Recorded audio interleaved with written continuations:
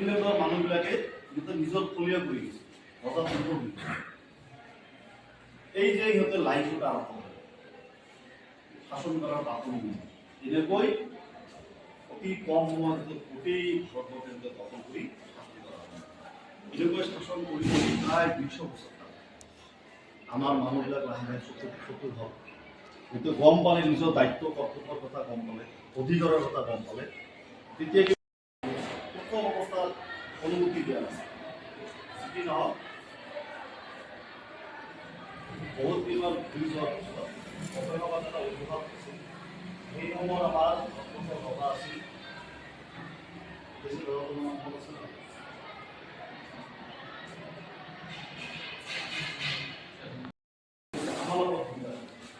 আমি ভাৰতীয় নাগৰিক হিচাপে আমাৰ সংবিধানখন হৈছে এটা আমাৰ ধৰ্মীয় স্কুলত তেনেকুৱা মিশ্ৰ ধৰ্মৰ মানুহবিলাক আমি কোৰাণ চৰিত্ৰ বা ধৰ্মীয় বিভিন্ন নীতি খেদি পঠিওৱা যায়। সিহঁতে আন্দোলন ই বহুত আন্দোলন হৈছে, মই ইমান ভিতৰত নাযাওঁ। লাহে লাহে গৈ মানে আমাৰ বিশেষকৈ মহাত্মা গান্ধী, জৱাহৰলাল নেহৰু, চৰ্দাৰ বল্লভভাই পেটেল ইত্যাদি কৰি ডাঙৰ ডাঙৰ নেতাবিলাক কৰিলে অসহযোগ আন্দোলন, আইন অমান্য আন্দোলন, লাষ্ট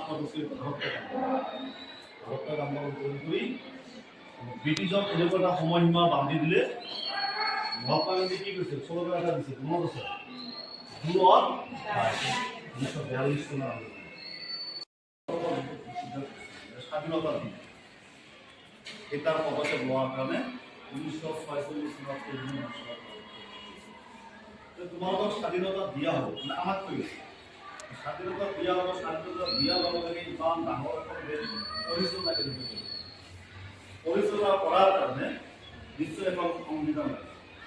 সংবিধান বেলেগ বস্তু নহয়, এখন দেশ কেনেকৈ পৰিচালনা অলপ পঢ়া শুনা হ'লেই নহ'ব। ডাঙৰ ডাঙৰ বেৰিষ্টাৰ, ডক্টৰেট ডিগ্ৰী যিখিনি ভাল ভাল শিক্ষিত মানুহ আছিল, সেই শিক্ষিত জনা বুজা মানুহবিলাকক লৈ ডক্টৰ ৰাজেন্দ্ৰ প্ৰসাদে কি কৰিলে 7জনীয়া এটা কমিটি বনালে। তোমালোকে 7জনীয়া কমিটিৰে কি কৰিব? বিশ্বৰ যিমান সেই সংবিধানখন যে বনাব খচৰা কমিটি দিয়ে drafting committee, doctor BR. Ambedkar সেই কমিটি অধ্যক্ষ বনালে। এই 7জন মানুহে কি কৰিলে? গোটেই ভাৰতবৰ্ষ চালি জাৰি চালে ক'ত কোন ভাষাৰ মানুহ, কোন ধৰ্মৰ মানুহ, কেনেকুৱা পৰ্যায়ত আছে ইত্যাদি কথাবিলাক সিহঁতে চালি জাৰি চালে। বিশ্বৰ বিভিন্ন ৰাষ্ট্ৰৰ সংবিধানবিলাক চালি জাৰি চালে। এইবিলাক ইমান ধুনীয়াকৈ এখন সংবিধান ৰচনা কৰিছে। তাৰপিছত সেইবিলাকে সংবিধানখন কি কৰে? চহী কৰে, স্বাক্ষৰ কৰাৰ লগে লগে আমাৰ এখন পূৰ্ণাংগ ঠিক সেই সময়ত 1945 চনত মই চমুকৈ গৈছোঁ আৰু 1945 চনত সেই মাহত সাধাৰণ নিৰ্বাচন আছে। সেই জেনাৰেল ইলেকশ্যনত কি কৰিলে? লেবাৰ পাৰ্টিৰ যিবিলাক নেতা, সেই নেতাবিলাকে ভাৰতবৰ্ষৰ ৰাজনৈতিক নেতাবিলাকৰ লগত আলোচনা কৰিছে যে এইবাৰ ইলেকশ্যনত আমাক সহায় সহযোগিতা কৰক। আমি যদি এইবাৰ ইলেকশ্যন জয়লাভ কৰোঁ, আমি আপোনালোকক স্বাধীনতা দিম। কাৰ্যকৰী নকৰাৰ কথাও কিছু কাহিনী আছে। কাহিনীটো হ'ল, মই চমুকৈ এটা পইণ্ট দিছোঁ যে 26 নৱেম্বৰত আমাৰ কাৰ্যকৰী কৰা হ'ল। 26 স্বাক্ষৰ কৰা হ'ল, সেইদিনৰ পৰা বলবৎ কৰা হ'ল। কাৰণটো হৈছে ইতিমধ্যে 26 জানুৱাৰী তাৰিখটো ভাৰতবৰ্ষৰ ভাৰতীয়সকলৰ কাৰণে এটা স্মৰণীয় দিন আছিল। 1907 চনতে ভাৰতবৰ্ষৰ আন্দোলনকাৰীসকলে ডাঙৰ ডাঙৰ নেতাবিলাকৰ নাম পাহৰি গ'লোঁ, স্বাধীনতা জানে 1907 চনত আমাৰ ভাৰতবৰ্ষ নিজকে জনসাধাৰণে স্বাধীন বুলি ঘোষণা কৰি সংবিধানৰ কিছুমান কথা সেই সময়ত যে ইমান কষ্ট কৰি সেই সময়ৰ পৰিস্থিতি যে কিছুমান আৰ্টিকেল তাত বহুৱাই দিয়া হৈছে। যিকোনো আৰ্টিকেল যদি পৰৱৰ্তী সময়ত জনসাধাৰণৰ কল্যাণৰ বিপৰীতে যায়, সেইটো আমি উঠাই দিব পাৰিম। তাৰ জন্য এটা জ্বলন্ত অলপ কেইদিন আগতে 370 আৰ্টিকেল 370 জম্মু কাশ্মীৰত এটা লাগু আছে। কিন্তু সেইটো দেখিছে, এইটো আমাৰ ডেম'ক্ৰেটিৰ কাৰণে এইটো এটা ভয়াৱহ বস্তু। আমাৰ পাৰ্লিমেণ্টে বহি 370 উঠাই দিয়ে। আৰু এটা কথা আহি গ'ল, আমাৰ সংবিধান যেতিয়া ৰচনা কৰিলে 3টা শব্দ উল্লেখ কৰা নাছিল।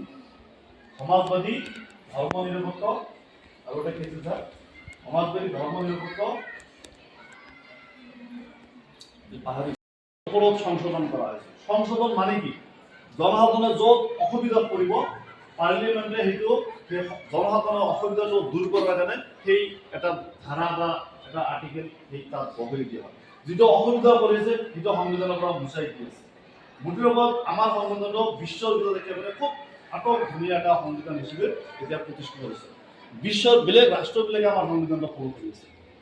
এতিয়া দেখা আমাৰ ভাৰতবৰ্ষত বিশেষ কৰি মহিলাসকলৰ কাৰণে 2013 চনত এটা সংশোধনী হয়। 33% মহিলাক ৰিজাৰ্ভেশ্যন দিয়া খুচিৰ ভোটত থিয় হ'ব নোৱাৰে। এইটো কৰাৰ কাৰণে কি লাভ হয়? মহিলাসকলে আমাৰ ৰাজনীতিত প্ৰৱেশ কৰিব পাৰিব।